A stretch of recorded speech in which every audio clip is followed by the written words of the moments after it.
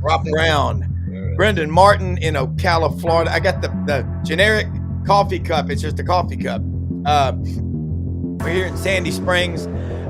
Beautiful morning. I mean, it really feels, I don't know what happened to summer, but you know it's coming back, Brendan. Way too cool. It's I live hard in Florida, to believe. so it's always coming back. It is. Well, look here. We got a lot to cover today. Take a picture with your cell phone of the QR code. We're live on Twitter, Facebook, and YouTube. All eight channels live, I know, and then reels being put out by Brendan throughout the day. And then, hey, watch us live, or, as you know, watch us later. But we love having you watch us. We appreciate it more than you know. Got a great show today. Jordan Davis Hill, 24/7 Sports, covers the Georgia Bulldogs in Athens. Jacques Doucet down in Baton Rouge. Channel 9 covers LSU, and man, is he everywhere LSU is. Hopefully Rodney Orr will join us in the latter part. Yancy Porter, Rebel Yell Hotline from Oxford. But look, a lot to cover. Like I said, let's get started with Jordan Davis Hill, one of the best. And if you follow him on social media, no matter where you are, and I know Wickenheiser, you're listening and watching right now out in Reno, Nevada, this is your man for Junkyard Dog Podcast as well. Jordan, how you doing? Doing great, guys. I was talking on another radio hit this morning. We actually have games to talk about. We don't want to talk about the SEC predicted order of finish or anything else. Let's actually talk about some games. Well, in first weekend, I watched a lot of football. As far as an opening weekend goes, it's one of the better ones in recent memory. What are your takeaways from the win over Marshall? Because you're smart enough to take away something from any opponent. Yeah, I think the biggest thing for me would probably be Gunner passed, what was his first test as the full-time starter. I thought he played really well. I was a little surprised with how much they ran him, letting him run some read options, some speed option. And he did a great job in the pocket a few times of deciding when to flush, when to take off. And, I thought on the whole Gunner played really well. Was impressed with the run game more so that they got a few different guys involved. Nate Frazier's your lead back. He wound up having the most carries among the running backs. But Dwight Phillips Jr., a guy who was really impressive during fall camp, had a very strong game. He scored Georgia's first touchdown of the season. He played really well. They've got some other guys, Chauncey Bowens, who got some run. Bo Walker got some carries in the fourth quarter. I think on offense, those are my big takeaways, along with Zachariah Branch just being a really special athlete. He took a pass out in the flats, 47 yards, and if he was touched, it was like 2 yards within it, and then he was gone. And the defense, understanding the caliber of the opponent, what Marshall is. And in fact, Marshall is basically reloading and starting from scratch with Tony Gibson. I thought the Georgia defense played really, really well. Linebackers were all over the field. Defensive line played pretty well. Secondary was down. Dalen Everett, one of the starting corners, and I thought they held up well. A lot of Marshall's passing yards didn't come to the fourth quarter. So, I always try to make sure not to make big, sweeping, conclusions from playing a Sun Belt team, especially one in the shape that Marshall's in. But Georgia came out pretty good. Got a couple offensive linemen banged up, so that's something you want to watch out of a game like that, is trying to get as healthy as you can and get everybody back. But I think they passed every test they needed, and they'll see if they can do it again this weekend against Austin Peay. Well, you talk about an opponent from the Sun Belt, Marshall. It's a lot like, characters doing what's right when nobody's watching. I heard Billy Napier recently say, it's not about just doing the things that take talent to do. It's the things that don't take talent, like being early or on time for team meetings and whatever. You can still draw a lot from the discipline and all. You were talking a lot this summer about Zachariah Branch. Man, you're right. Both those two catches in the flats produced about 90 yards receiving. He's the answer to a lot. What about Noah Thomas? Yeah, Noah didn't quite have the day that I expected. There was an opportunity right before halftime. Gunnar Stockton threw deep to him, and Noah kind of let up a little bit on the route. I think he might have been able to haul it in for a touchdown. But, yeah, I mean, Zachariah Branch, I think, during the summer, I said that I thought he was going to be Georgia's leading receiver, and feel really strongly about that still. Played great. Early in that game, caught a screen and just got a really good block from Oscar Delp, and that was about a 25-yard gain. And then a little bit later in that first quarter, what I thought was one of Gunner's better throws. I mean, he threw it on a rope to him across the middle, and that was about a 25-yard gain. I think that, you know, uh, Zachariah Branch is going to be the leading receiver. I think you will see more of Noah Thomas than we did against Marshall. And even some of the other receivers that didn't really put up big numbers. London Humphreys, who did have a touchdown catch in that game. Colby Young had a couple of catches. I think they're in good shape just as far as their wide receivers. But to me, there's no doubt Zachariah Branch is the top option among those wide receivers. Looking at it, you got another, not really tough game Saturday. And then you go on the 13th up to Knoxville to play Tennessee. Your observations and takeaways from other games that you watched, because Kirby, one thing about him, he said it over the weekend, a sense of entitlement, complacency will just kill your culture. And that's why I picked Georgia to win the SEC this year, is because he refuses to let those guys, look out of the rearview mirror. Yeah, those guys can't afford to, or they're going to get jumped in the depth chart. But Yeah. some of the other games, very impressed by LSU. I think Garrett Nussmeier, very, very impressive, and the way they made plays. We do a SEC poll every week at 24/7 Sports. A writer from each of our SEC sites votes in that, and LSU is number one this week, and I think well deserved because of how they played in the other Death Valley and how they were able to take care of Clemson. The two games that everybody is really, concerned about and making drawing grand conclusions about: Texas, Ohio State, Alabama, Florida State. Of the two SEC teams there, I'm not as concerned about Texas. I mean, they were playing the defending national champions in their stadium. I mean, Arch didn't play well, but I'm not ready to say that, he's a total bust and we should move on. That was a heck of a week one test. But the team I am concerned about is Alabama. I mean, I don't think that playing a Florida State team, being on the road is something, but I mean, you just have to worry and wonder about Alabama's physicality. That combined with Ty Simpson, I wasn't necessarily impressed with what I saw of him in that game. And, I think that this is a big season for Kalen DeBoer. People were frustrated by how last year went, but, there were still big wins along the way. And, the thing that I think about is their win against Georgia. Well, this year they come to Sanford Stadium, and that's not going to be an easy test. So they got to get it on the tracks here soon, because we know that Alabama fan base is not one for patience. And if Bill Curry got a brick through his window back in the day, I don't know I'd be careful if I was Kalen DeBoer if this thing keeps up. Yeah, and you look at Kirby. Just again, every day, play the full 60, get after them. Irk Russell, get after their ass. That's his famous deal. He took it to Georgia Southern with him. But man, has he tapped into that culture. And Dave Bartu sat on the show yesterday, College Football Matrix, with Ellis Johnson and Pete Cordelli. The SEC was a defensive league. It's an offensive league now, with the exception of Kirby and Georgia. And Dave says in the last 15 years, Kirby's the number one defensive coordinator. You're there every day. How much coaching does he get to do? Because it seems like he's really hands-on, but you know better than me. Yeah, he's not quite as hands-on as he was when he first got to Georgia, but I think that's a good thing. I think he kind of figured out by trial by fire of how to let his assistants do their jobs. I mean, that first year in 2016, I mean, he was pretty much running the defense. They had Mel Tucker as a defensive coordinator, but that was Kirby's defense. But I think he figured out in time, look, he's still very vocal at practice. He's not just sitting up in the tower watching what's going on, but I think he's learned, to trust his assistants, to let them do their jobs. And I think that that gives those guys some ownership, but I think it sets those guys up well when, a position coach leaves to be a coordinator somewhere, when a coordinator leaves to be a head coach. Kirby, for right now, his coaching tree's in pretty good shape. I mean, with guys like Dan Lanning, Shane Beamer was at Georgia for a couple years, Sam Pittman at Arkansas.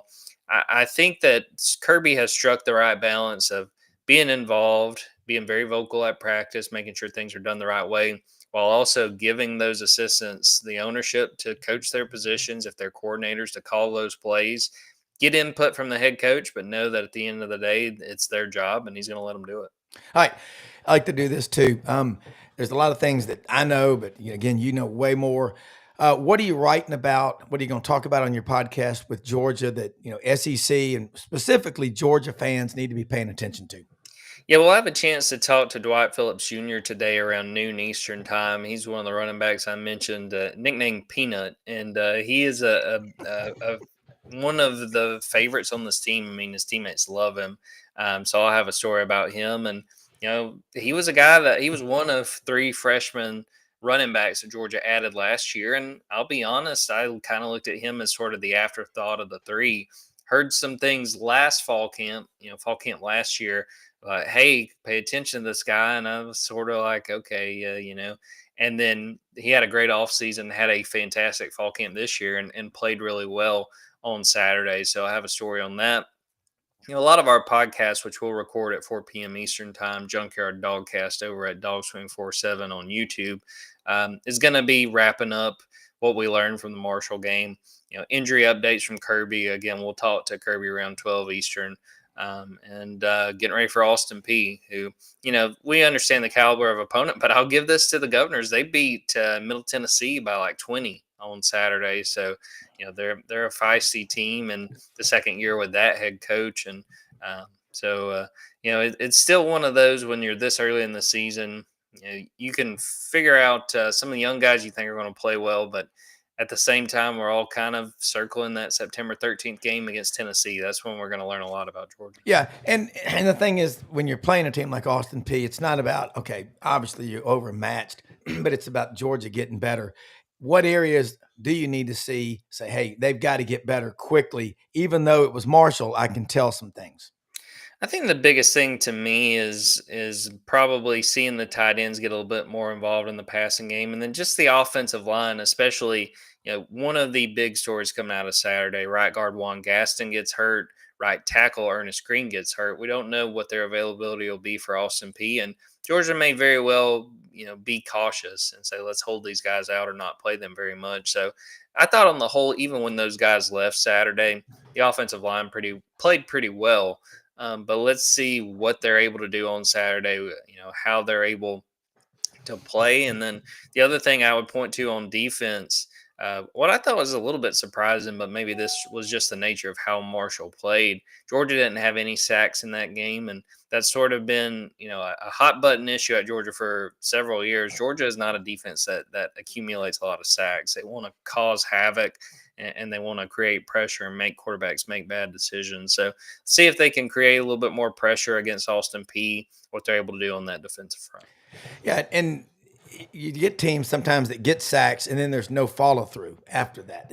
I think what they do is it's a swarming defense that exactly that. It creates havoc. Okay, so running back room, Nate Frazier, how deep you think they are? They feel good about that offensive line. So just need more sacks because this league, Georgia playing defense the way they do, and what I saw out of Zachariah Branch, 37 drops last year, and you keep that stat. How many drops did they have yesterday or Saturday?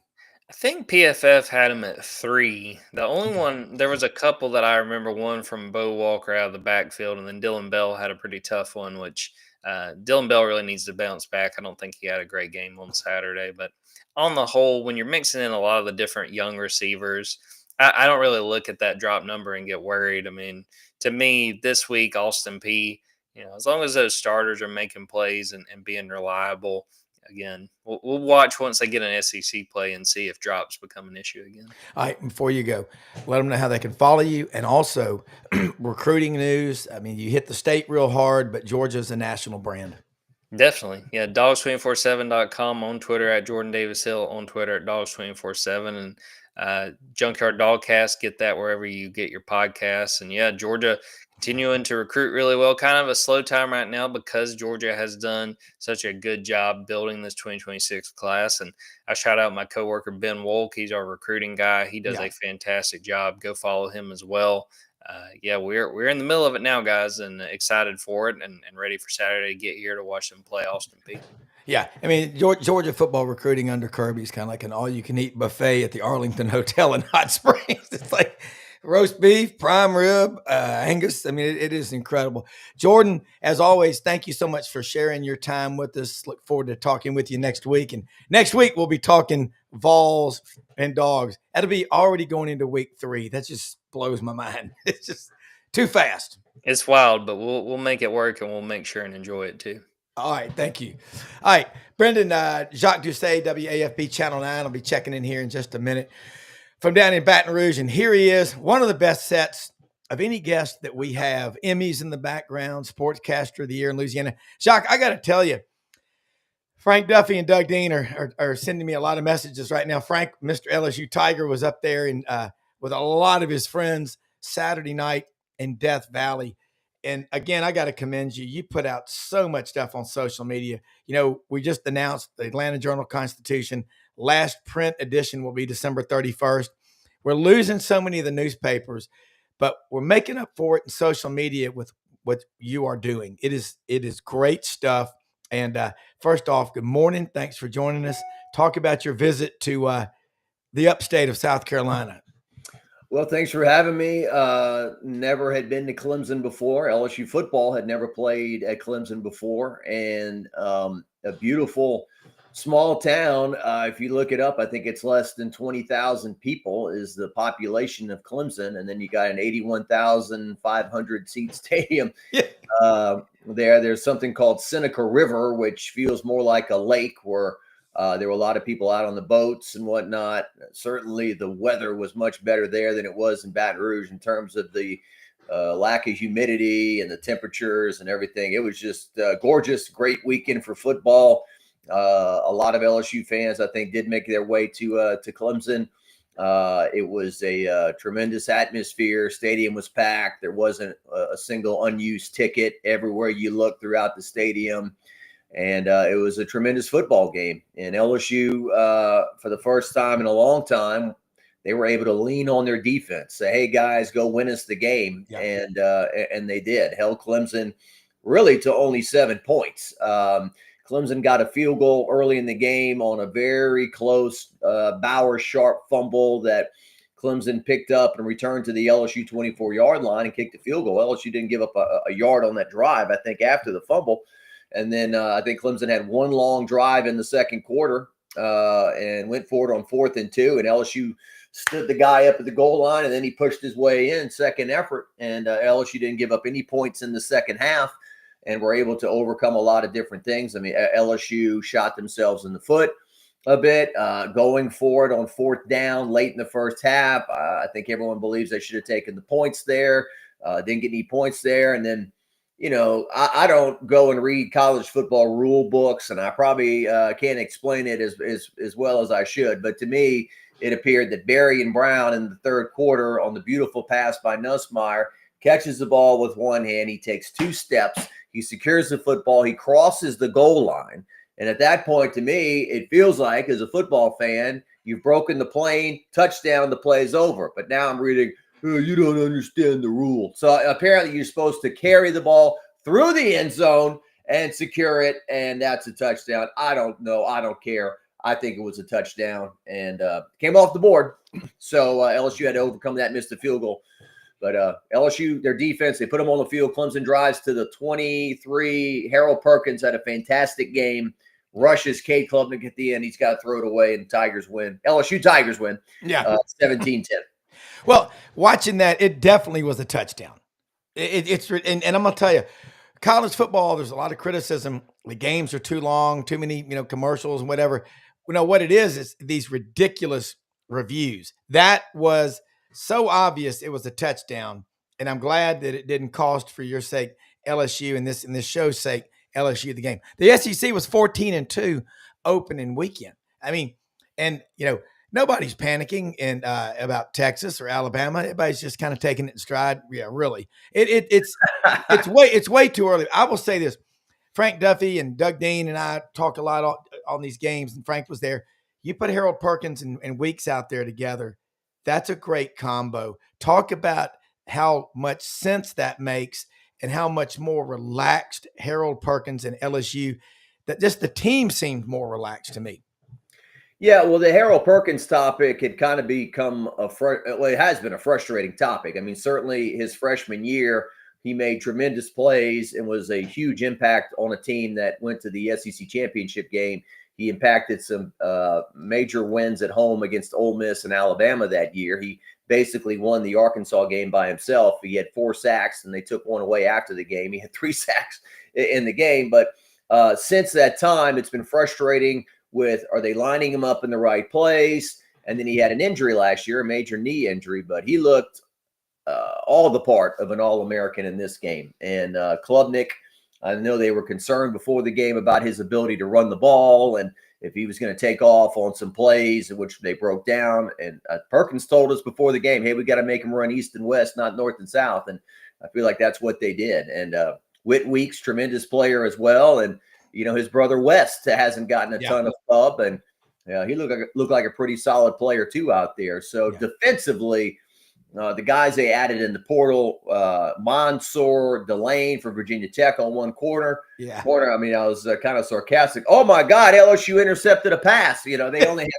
had 6, I think, interceptions all of last year. So he had one, and that was Patrick Payton from Miami. Gets in Klubnik's face, makes him rush it a little bit, and he unloads it, and Delane intercepts it. So, yeah, they looked fast. It's the first, like I said, it's the first time in a while. If you're an LSU fan, you say, "Hey, I really want to watch our defense. It's fun to watch our defense," And so, you know how it goes. I mean, Rob, you've watched a lot of football season openers. Your offense is kind of choppy, and that's kind of what it was with LSU's offense. It was 2 steps forward, 1 step back. They just couldn't quite get it going for a while, but then scored enough points to win the game. But defense won the game for sure. Yeah, and Harold Perkins, I think he's from New Orleans, and then when Katrina hit, his family moved. But when he came to LSU, what high school did he come from?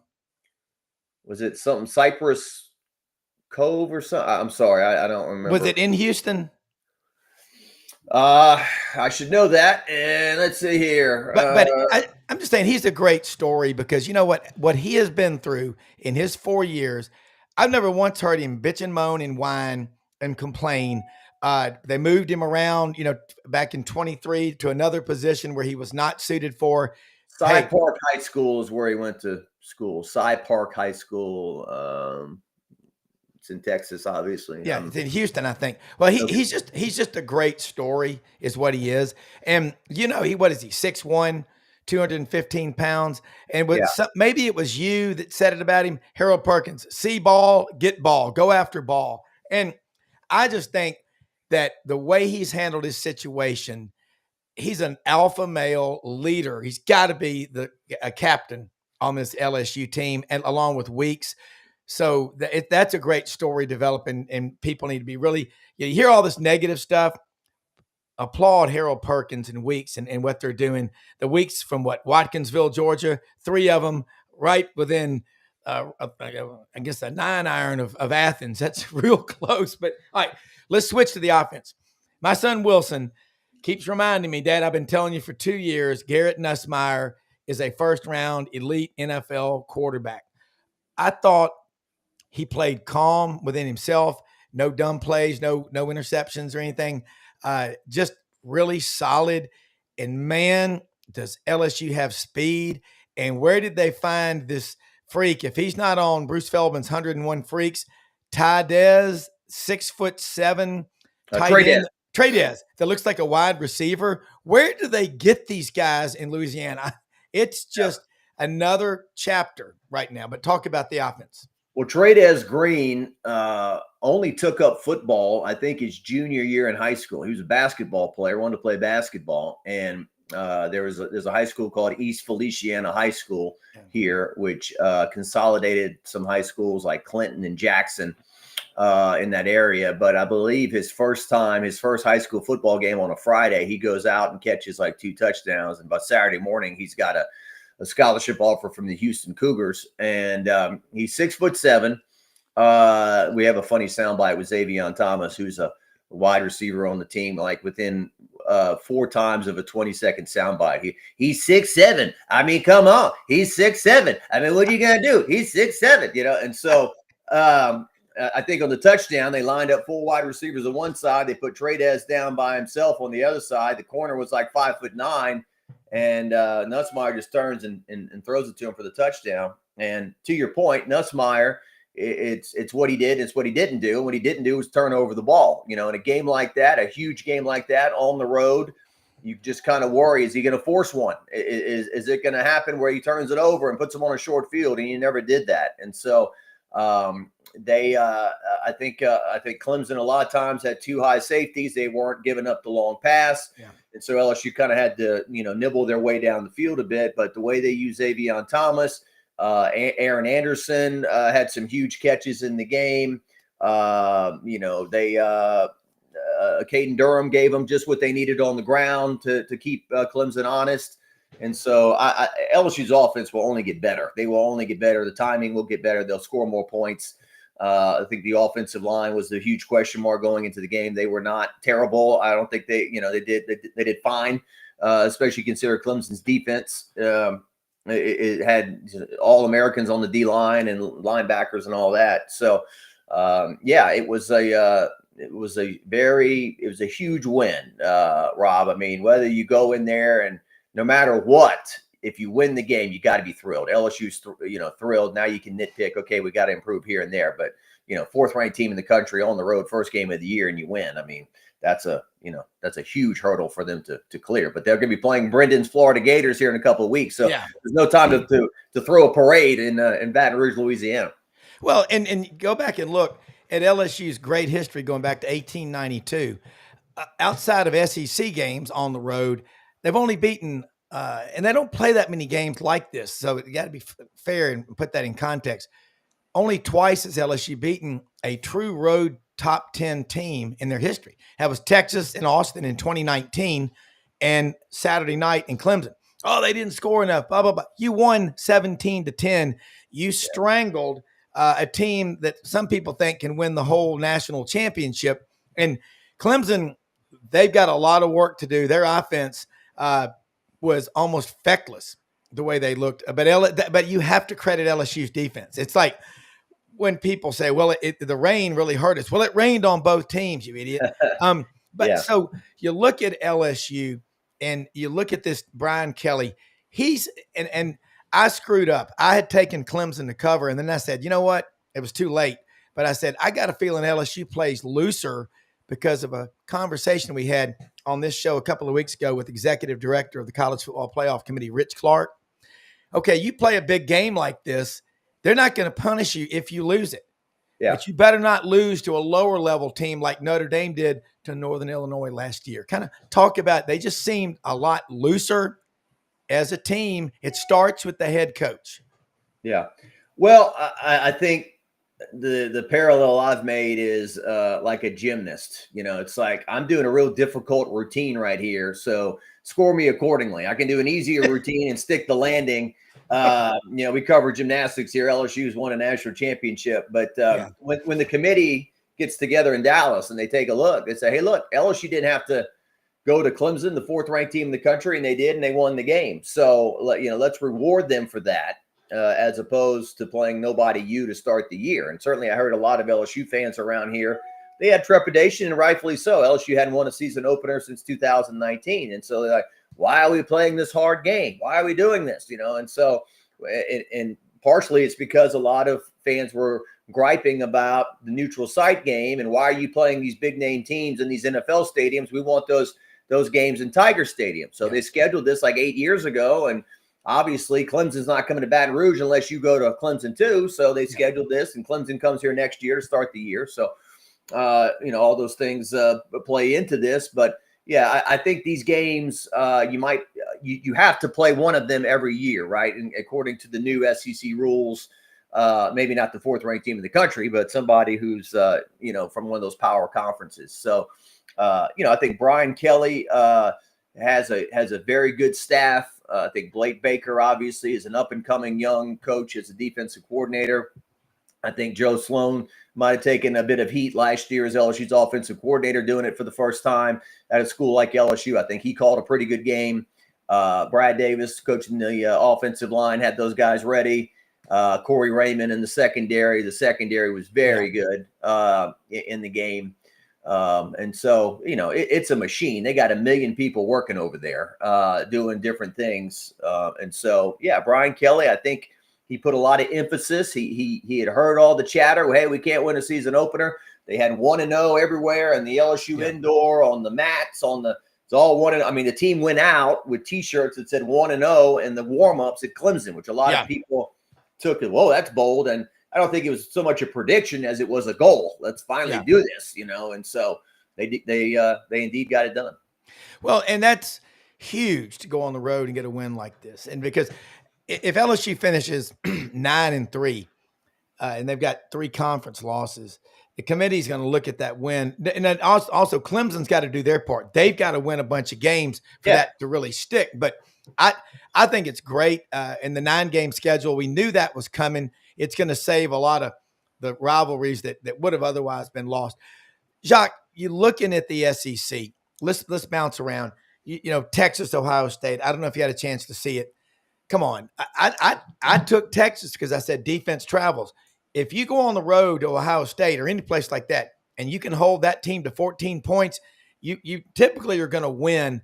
What were your takeaways from that, Alabama, Florida State, and just other games in the conference, and just how strong you think the league is, and also what kind of momentum the conference has after week 1? Well, I'm not one of these guys who's just out to praise or destroy Arch Manning. He's a very polarizing figure. I mean, listening to some of the local sports guys here, they were taken back by how many easy throws he missed. There were throws that seemed like, you should be able to make, and he threw them in the dirt, or he missed his guys or whatever. I don't know if that has to do with nerves and such a huge setting to start the year, going on the road to the defending national champions. I mean, certainly back to the offense in the season opener can be clunky. Texas had a shot there at the end to drive it down the field and force overtime, and didn't happen. So I thought it was a great football game, a defensive football game. Certainly Alabama, if you watched Feinbaum's show yesterday and heard those fans calling in, that was worth a whole day's worth of entertainment. Get out of here. Well, we don't want you here. DeBoer, leave. They're hot. And look, I thought that at worst Alabama would be a team that was 10-2, 9-3. But if you look at their schedule, a lot of people say, man, this team could go 8-4. And last year they smashed LSU in Baton Rouge. That was probably the highlight, the best they played all year. But they seem to be going downhill in a lot of areas. I don't know how much to believe about guys are staying up till 1:30 or 2 at the hotel the night before the game. Yeah. They got DoorDash coming in and girls or whatever the hell they're talking about over there. But I don't know if I feel bad for DeBoer. We always joked, we'd leave LSU football games and discussing different things. We'd say, who's going to be crazy enough or confident enough to go in and try to replace Nick Saban? And it was this guy, and things have changed with the NIL and all that stuff. But so that was a rough game. From what I saw, South Carolina looked pretty salty in their game against Virginia Tech. Lenora Sellers is certainly a very dangerous dual threat quarterback there for those guys. Florida didn't really play anybody. Who else was out there? Auburn at Baylor, and that was Auburn. Nice. Yeah, the quarterback they got from Oklahoma, he seemed to play a pretty good game. Aranda, I don't know what he's got going at Baylor, but Auburn went in there and won pretty convincingly. So it's going to be a tough run. LSU's got to go. They play Louisiana Tech, then they host Florida, huge game. Southeastern Louisiana comes to Tiger Stadium, then LSU's got to go to Ole Miss. I think there's a bye. South Carolina comes here. So just a lot of Vanderbilt and Nashville, can't overlook those guys. So every week is going to be SEC. Can never say, oh yeah, we're going to win for sure. Yeah, you'll get beat. Well, the parity, that statistic, over 3,400 guys transferred via the portal, and that doesn't mean P4 to P4 necessarily. It's some of them P4 down a level and from Group of 5 or even Division II up to the Power 4 conferences. As far as Vegas goes, they are struggling. On these lines, that so many games went the wrong way. I mean, Texas was, though, a 2.5-point dog. They were catching 2.5 at Ohio State. So, but neither of those quarterbacks had any experience, and it was Ohio State's defense, and Jeremiah Smith was kept in check. What's amazing to me is watching around the country. Boise State goes down Thursday night, gets destroyed 34-7 by South Florida. That's a team. But see, the thing, now they're playing Florida in Gainesville Saturday, and now Florida's totally, instead of looking past that game, they're going, all right, they just dismantled a team that was in the college football playoff. I think, Jacques, and I want your thoughts on this. This is the most wide open football season that we've seen in a long time. And if we want to attract eyeballs all over the country and everywhere in between, I think this is working. Yeah. Well, obviously we've moved past the Nick Saban dynasty and into a new era. And we've talked about in the past that the biggest change that NIL and portal have brought to the game is depth. When LSU and Alabama went head-to-head in 2011 in the regular season and in the national championship game, you could look at some of the third stringers on those teams and say, these guys are going to play in the NFL, and they did. Yeah. Now it's a case of a guy of that talent is not going to be a third stringer. He's going to go to another school where he feels like he can start and play. So because of that lack of depth, the super team, so to speak, isn't there anymore. And so, ESPN College Game Day is going to, I guess it's a reflection of the schedule, but they're going this week to two teams that are barely ranked in the top 20, I believe, in Oklahoma and Michigan. And so, I think it's an argument in pro sports or dynasties good for pro sports or not, or dynasties good for college sports or not. Certainly for the teams who are in the hunt in a 12-team playoff and whatnot, you can slip up a little bit more than you used to and still get into a playoff and have a shot. But I don't want the regular season to be watered down much more, because certainly I thought the NFL was great at 16 games. They've gone to 17. They're going to try to go to 18. It's just like, come on, man. We're going to play 9 games, and that's halfway through the year. I mean, that's crazy. So that's another tangent. But the college football regular season, I've always felt, is the best regular season in all the sports, and we want to keep it that way. Well, every game does matter. That's the thing. People, it's like in college basketball. The games matter in the regular season because that's how you get seeded for the tournament. You got to do well. Not sure what conference tournaments mean, but before you go and let people know how they can follow you and all your great work, if you right now, not LSU not included, but of the other 15 teams, the top to bottom, is it parity in this league, or is it, as Dave Bartu said yesterday on the show, it's gone from a defensive to an offensive league, with the exception of what Kirby does at Georgia. But based on what I saw out of LSU's defense Saturday night in Clemson, they may have that balance that you seek to win a national champ. I mean, that's really a long way to go. We don't know how, but what about that? Well, it's one game. So, like you said, I mean, LSU fans are going to hope that Clemson's going to win all their games from here on out and have a great year. In 2018, LSU played a Miami team that was ranked in the top 10, and LSU beat them handily. And I think Miami went on to go lose 4 games in the regular season. And certainly that win didn't look as good at the end of the year as it did at the beginning. And so, but yes, defensively, I think, in 2019, when LSU had the dream team, they had a very comparable defense to the most amazing offense in the history of the school. Joe Burrow threw 60 touchdowns, for crying out loud. I was visiting with Tommy Hodson the other day. He threw 69 in his 4-year career at LSU in the late 80s and was all SEC every single year. And this guy throws 60 in 1 year.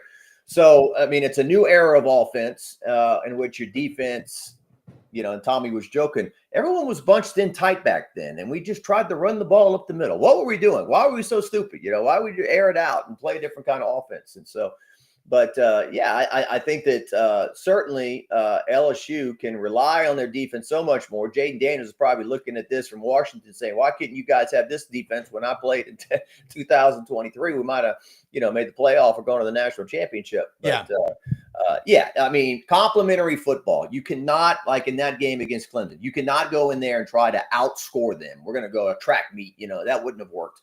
And so, like Brian Kelly said, you go on the road to play a top 5 team, you better bring a defense, and that's what they did. And so, yeah, complimentary football. Garrett Nussbaum, this offense will score points. I have no doubt about that, and it's going to be fun. I had a feeling the first day I went out to practice, I kind of it's hard to describe exactly, but you just kind of felt something like, man, I think these guys can be pretty good, and certainly huge first step. Yeah, and looking around, LSU talent, it's always there. 12 guys, 4-star rated coming in via the portal, and you fixed a lot of problems. Let us know how then we can follow you.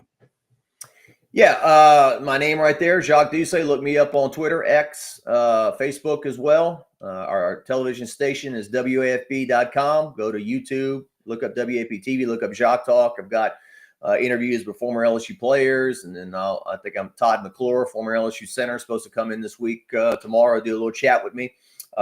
Labor Day's pushed everything back, so yeah. Brian Kelly will meet with the media today to recap, more recap of the Clemson game, look ahead to Louisiana Tech coming in, and the player interviews with LSU will be tomorrow. And high school football, our show Sportsline Friday night. If you're a big fan of Louisiana high school football, we have basically a 1-hour show on Friday at starting at 10:10 Central Time PM. Hey, drill down local with the best. Jacques Doucet, thank you so much. Look forward to seeing you next week. All right, Rob. Good seeing you, man. You bet. Thanks. Same here. Yancy Porter, Rebel Yell Hotline. Catch it Monday nights in Memphis, Sports 56, WHBQ, and all over Super Talk, Mississippi. Yancy, good morning, and thanks for joining us. I would say you just had an M16 breakfast at the Beacon, but it's no longer. I don't know where you eat anymore. Maybe you eat at home, but look, a lot to talk about. I thought Georgia State, based on the talent, and they can be a problem over here in Atlanta that Del McGee has assembled. He's a great recruiter, pretty good coach, knows the running back position well. Boy, Ole Miss just destroyed Georgia State, 63-7 or what have you. Let's get your takeaways from what happened Saturday. It's just become the norm. And also talk about Pete Golding's defense. I don't care who you're playing. When you've got the discipline to do what matters, when nobody's really paying attention to the game because it's not a great opponent, that tells me your guys are dialed in the full 60, which is a coach's dream, I would think. Yeah. I thought the game went kind of about the way that you expected it to. When you play opponents that are not to your level, you don't know a lot of things, but it can expose some weaknesses. So there's still some things that you can take away from playing G5 programs. I thought that the biggest issue concern-wise was the biggest issue going into the game was the offensive line. I thought that the biggest maybe overall surprise of the game in a positive way was that the defense was a little bit faster than even most of us anticipated. The team speed on defense is dynamic. It's they're fast from each level, each position. They've got elite speed on team defense. Offense, they've got to get that offensive line figured out. Well, offensive line, it takes probably longer, 2 years to build any kind of trust among those guys. And then the defensive line, that's the hardest position because finding guys that big that are that athletic, it's really hard. Talk about both sides of the line of scrimmage and the depth in those rooms. Yeah, man, I think the defensive line, look, they gave away, I believe they gave up 230 yards total offense. 180 of it was concerning, or 160, something like that, was rushing. But they had 78 yards rushing in the last 2 drives, the last 5 minutes of the game, when they were, putting in a lot of guys that are not going to be playing throughout the season on two chunk runs that they had. But, it was good to see those guys. It's good to see some of those true freshmen, redshirt freshmen that have not had any chances to play yet get in there. You got to get some guys some experience. But I thought the defensive line of the scrimmage, I thought they did a really good job. I told you all through the all season they were going to be really good down there on the front seven on defense, and Saturday didn't prove anything differently. And then the offensive line, they really struggled on delayed blitzes. That's what really hurt them the most. Some twists and stunts, delayed blitzes really hurt players like Patrick Kutas, the guy that came Yeah. from Arkansas that missed most of the fall camp with an injury, and you could tell that he was very rusty. And Sanders held up pretty nicely there at center for Ole Miss. It was his first start as an Ole Miss Rebel. He's a junior as well. He'd been sitting for 2 years waiting his turn. So you got to be in lockstep, those five offensive linemen. And this, this has been the same song throughout the country. Doesn't matter what team that you talk about it, you hear about the media talking about their offensive line needs to improve. And Ole Miss is no different. Hey, real quick, and Rodney Orr, Tider Insider, is on here with us. And before I go to him, just give me a Cliff Note version real quick. Kentucky coming up in Lexington. I know you had Nick Roush on from Kentucky Sports Radio on the Rebel Yell Hotline last night. He's going to be on our show with us tomorrow. That's a big one, but when we'll bounce back and forth. But that's one that Ole Miss really wants, I think. Yeah, I mean, it's a good matchup in the fact that needs to play a team. I think Kentucky's got a solid defense. Obviously, offensively they struggled this past Saturday, the quarterback in particular.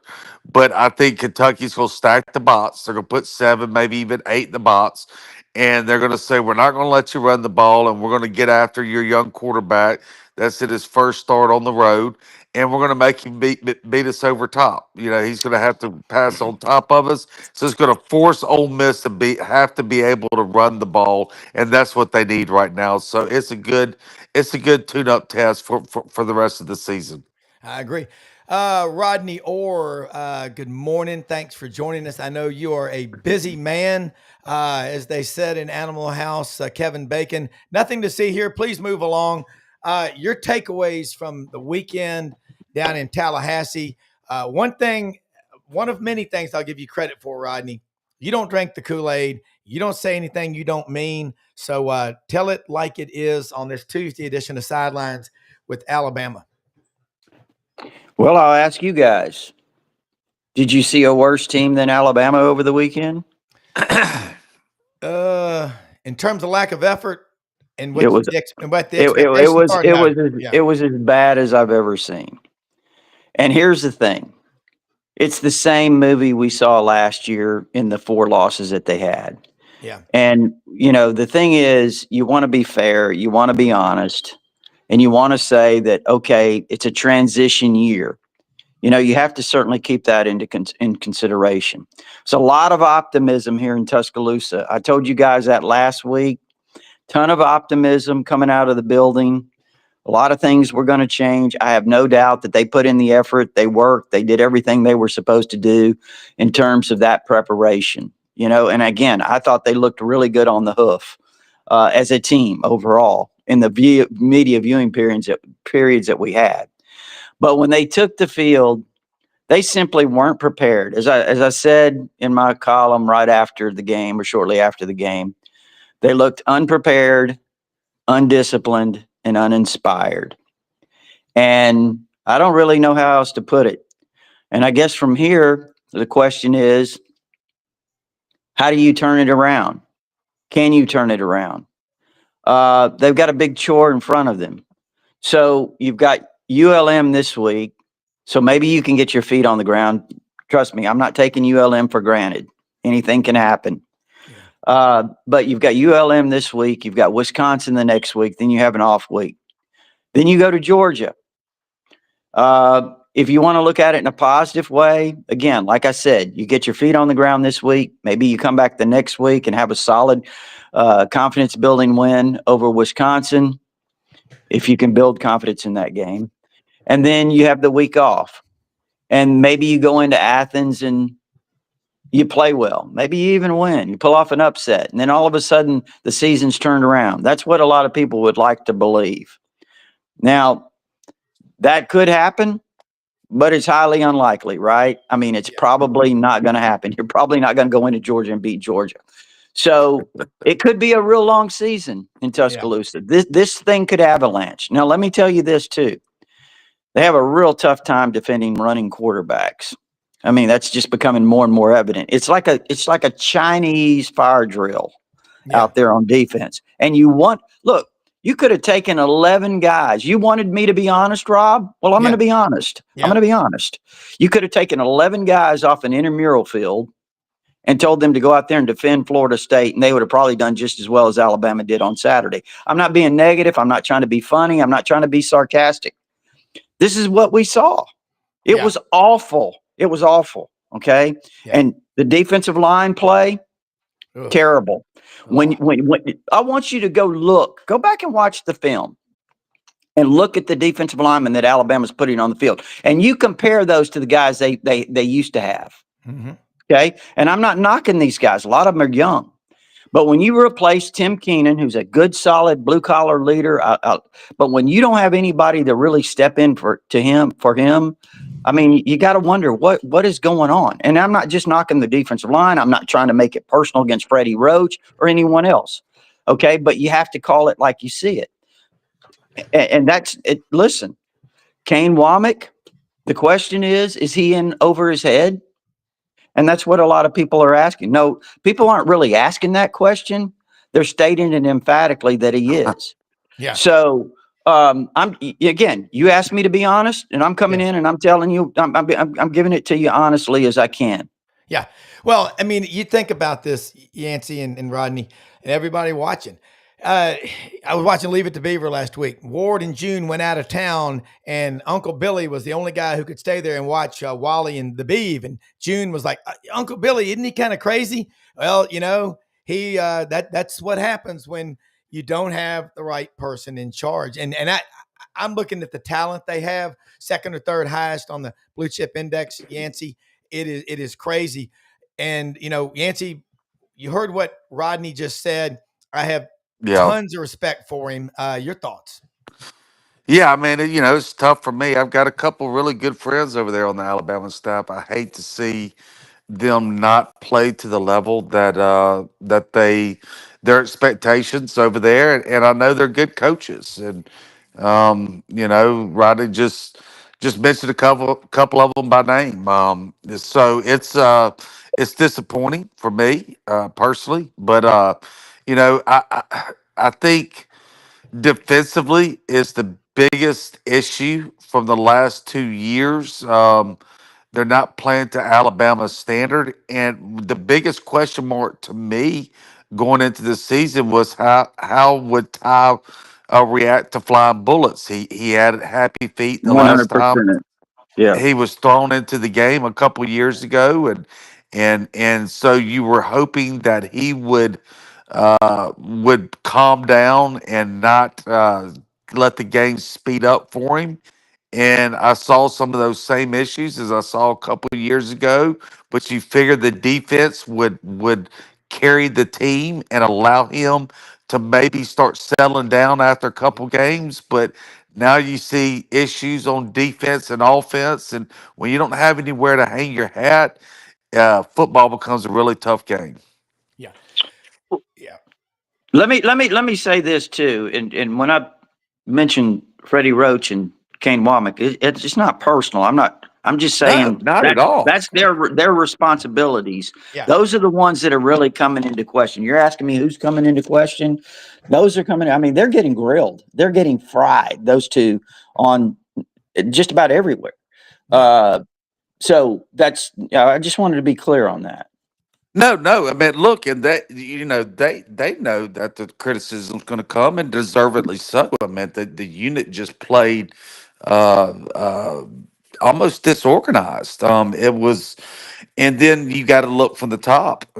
Does he understand what SEC football is all about? You start wondering over there on the West Coast, where traditionally it's not played at a high level. Let's Well, just call it like it is, and you can get away with playing really good offense and having that's average right. defenses. But if you have That's right. average defenses in the deep South, you're in trouble.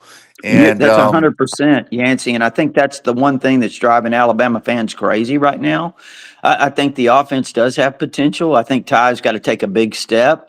I think you're right. There were times in the game that he looked overwhelmed. Now, listen, he fought back. He fought really hard. He yeah, made some plays. He made some throws. He's got potential. He's got ability, but he's got to make a lot of improvement very quickly because, look, the season is here. So from that standpoint, yes, I think there's certainly improvement. The offensive line, you can point out just about every position. But on the defensive side of the ball, this is the same movie we've seen repeatedly. And, there's a lot of people saying, honestly, and again, I'm telling you what's out there. Kane Womack strikes people right now as a guy who should be at Troy or some smaller place, that he's not on this level as a defensive coordinator. And listen, as a whole, the defensive staff, and I think there are some good coaches on that side of the ball, but as a whole, there's a lot of people right now that's saying most of these guys don't belong on this level. Right now, I think that the results are going to support that a little bit. Yeah, we're about out of time, and I'd say both of y'all are. and that is very rational. Yeah, I mean, who would not think that way? Exactly. After you're watching what you saw last year, like you said, in 4 or 5 games, and then you have the same issues to start all out of the gate this year. Anybody would be crazy not to say that. Yeah, the lack of effort was awful. Yancey, the lane to Alabama rumors are already cranking up on Tighter Insider. Look, I know. No need to panic. Look, trust me. I know where it's headed this year with that. It is gonna be. And Brendan's saying let's go a little bit long today because and first off, Rodney, I know. I know how busy you are in the mornings, and I sent you everything last night. I said, I'm sure he'll be on with us. Thank you. Well, we had our podcast. It was a technical nightmare. It was a disaster, but I'm sorry I couldn't respond. It was crazy. I'm over here at our daughter Mallory, who went to Alabama, consoling her. She's putting a support group together with Rich and Jessica and everybody. It's frustrating, but no, thank you so much, and you too, Yancy and Brendan and everybody watching. We'll go a little bit long today. I think both of y'all, what got me was I watched these things and I used my financial advisor, brain for this. Charts, graphs, indexes, bottoms, tranches, dead cat bounces, all this stuff. I saw a lack of effort from Alabama that made me, if I'm just a fan, and I got a ton of Alabama friends, and Rodney, just as many as I do Auburn. And they are going, it's a culture thing. It's a problem. Now, I don't know what was going on, what Ryan Williams was holding, if that was a bear that some little kid who's in the hospital gave him. I don't have any idea. But just everything that you can do to draw attention, but you don't need to be doing that. I just couldn't believe. I want to see a locker room full of guys that are torn to pieces after a loss, not guys cutting up and laughing and all that. That goes for Ole Miss, the same thing. You look at Lane Kiffin, how much he's matured, and you look at Kalen DeBoer, in 17 years, Nick Saban lost 4 games to unranked opponents. In 14 games, Kalen DeBoer's lost 4 times to unranked opponents. Alabama had 87 yards rushing in that game Saturday. That's the fewest number of yards Alabama's had since 1975. Even Gomer Pyle can do that math. That's 50 years. Golly, that is not the standard that's at Alabama. Okay. Y'all, I mean, yeah. So you can look at the rushing yards, and I hope my connection stays solid with you guys you're here. The best you've ever been. I can tell you, it's great. No, I'm talking about clarity. I mean, last week we had some technical deal, but listen, you go back and you look at the Vanderbilt game last year. Vanderbilt doubled up Alabama in rush yards. You go back and you look at the Tennessee game. Tennessee went for over 200, and Alabama was under 80 or whatever. And I'm assuming the stat you gave was you meant for a season opener.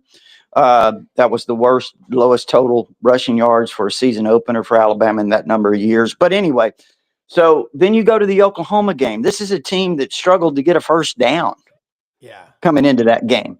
And Jackson Arnold runs up and down the field. And I know Auburn fans are probably jumping up and down right now, but he runs up and down the field for over 100 yards. Oklahoma rushes for 257 and Alabama's about 75 or whatever it was. Then in the Michigan game, the defense played pretty well until the end of the game, and then they can't stop Alex Orji who can't throw a forward pass. They just run the ball right down the field. So I'm just saying this is the same movie we saw. I know I said that earlier. And I think until you understand, this is a line of scrimmage league. This is a line of scrimmage league. And if you don't win the line of scrimmage, you're probably not going to win a lot of games. Yancy, you've got Pete Golding over there. I just wonder if Alabama would want to have Pete Golding over Cade Womack. Yeah, that was a huge mistake. I mean, look, Saban wanted Golding back. He didn't leave because Saban forced him out. I think just the criticism for the fan base, it just wore on them. So yeah, I mean, sometimes you don't know what you had until they're gone, right? And so, yeah, you can go back to that. Make the transition to DeBoer. I don't know if he would have been held on. I mean, you would think that he would have probably tried to retain him, but yeah, I mean that's come back and bit him in the butt. There's no doubt about it. I mean, you look what Pete's done at Ole Miss. He totally transformed that defense from. They were soft the first couple years under Lane, and then now, they hang their hat on defense, and one of the top defenses in the country since he's been there. So, hindsight's 2020. Yeah, Rodney, what's next? You got ULM Saturday, and the criticism and all. You can't block it out, but you know Alabama football like Yancy knows Ole Miss football. This team. And I said it last year. Y'all remember me saying this. It's all shits and giggles when you got the ice cream truck out there and clowns and face painting after practice and music blaring. Oh, the practices are more fun now that Saban's gone. And I said, you wait till they lose a game. That'll be exactly why they're not winning games. There's something to be said about a tough, hard-ass coach like Nick Saban who demands perfection and excellence 24/7 and a full 60 every Saturday. Isn't there, Rodney? Mm-hmm. Yeah, and I think at Alabama that's what you have to have. I mean, it's kind of the way it is. And I think Kalen DeBoer's a really good coach. I do. Is he a good fit? Well, that's another question. And that's always been the question for me is I think he's a good coach. And if he leaves here eventually, goes somewhere else, he'll probably have a lot of success at Arizona or somewhere. But, again, I don't want to say that that's going to happen yet. I mean, I think that, I want to let this play out a little bit and see what he does. And there is a chance. Listen, this reminds me a little bit of the way Bill Curry was perceived right now at Alabama back in the day. And I remember when Jeff Dunn went down in that 1989 Vanderbilt game, people were looking for a reason to get rid of Bill Curry. And when that happened, I thought he was a dead man walking. Here's where I'm going with that. Little did we know that Gary Hollingsworth would step up and become the SEC Offensive Player of the Year. Alabama moved to number 2 in the country at one point, share the SEC title, all those things.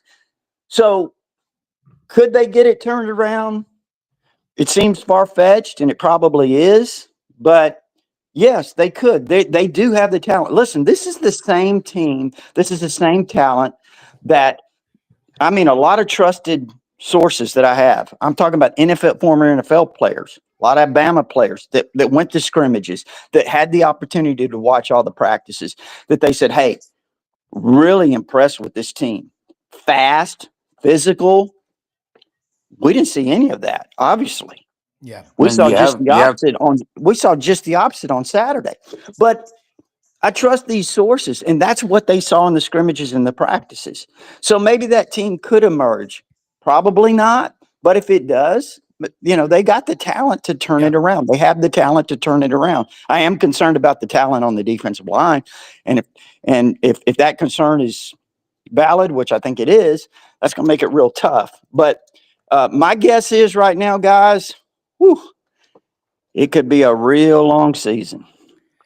Well, we know this: the Georgia game, unfortunately for DeBoer, is do or die. I mean, that's just the way it is.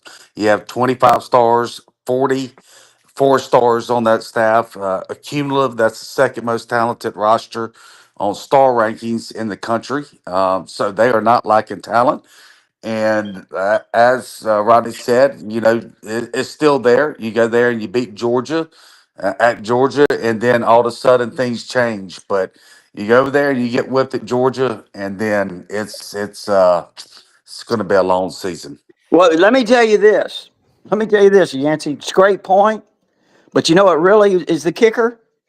If you come back and you lose to Vanderbilt for the second year in a row, and Diego Pavi is doing a dance at midfield after the game, that's when it hits the fan. Yeah, Doesn't matter what you do at Georgia if that happens, but they've got a chance. Right. That Georgia game he'll be coaching for his life, and you get things back on track. But if you go over there and you lay an egg at Georgia, it's the coaching rumors about who's the next coach is wide open, and it's a circus for the rest of the season. Hey, let me ask you this, guys. How important is it that Nick Saban say as little as possible, or should he come out and say, what do y'all think should happen? Because he's got an office, a ground level at Bryant Denny Stadium.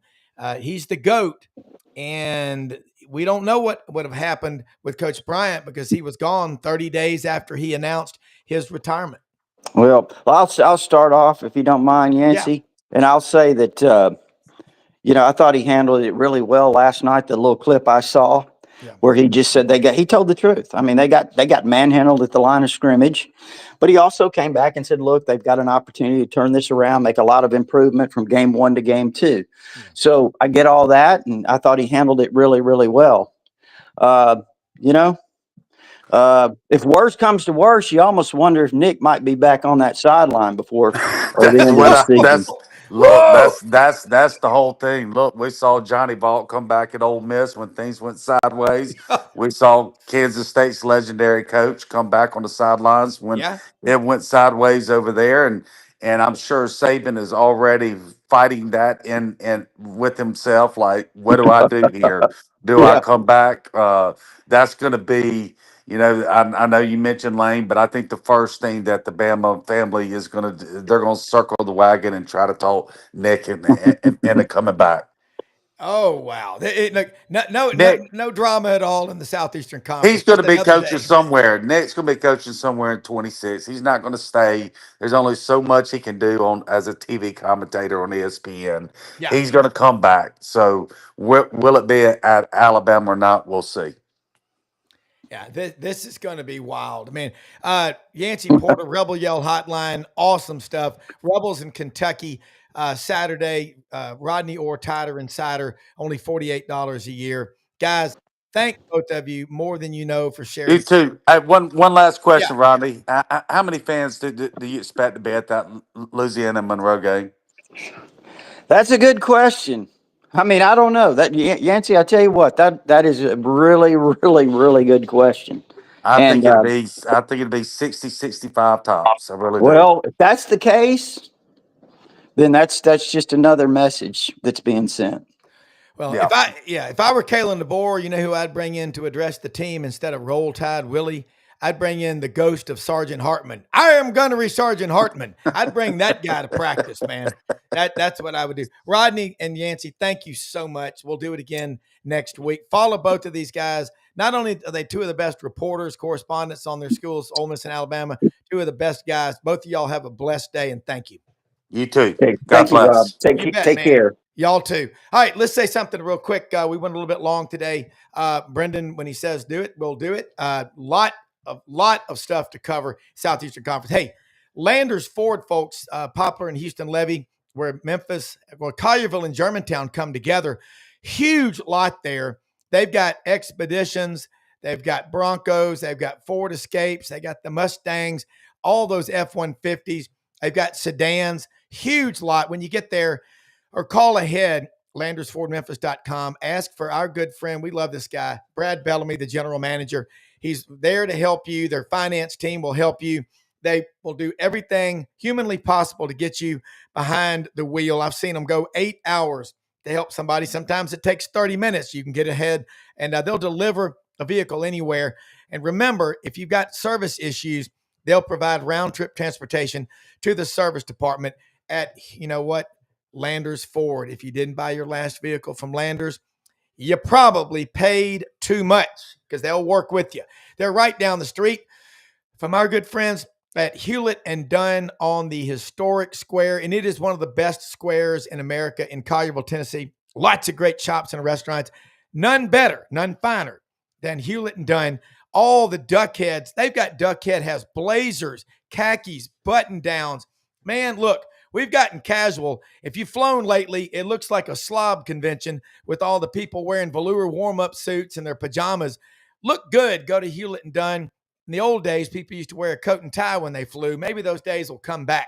They've got everything that you want.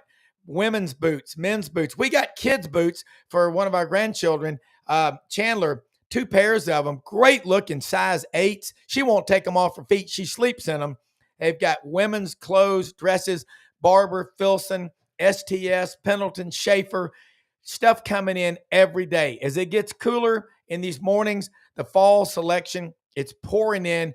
And check out that boot of the week at hewlettandunn.com, and they'll deliver anywhere. Hey, also, if you're having, issues as you get older, it's more important that you work out. People don't wear out, they rust out. So how you fight is how you live. Rumble Boxing, Union and McLean, Midtown Memphis classes open every day. Get in there, hit those bags, hit the weights. They're great stuff. And if you have trouble sleeping, you want to chill, you need some energy, Lights Out Gummies, man. The Pro Athletes Hemp Association, Dave Bartu. These things work. I take them at night, about 30 minutes before you go night.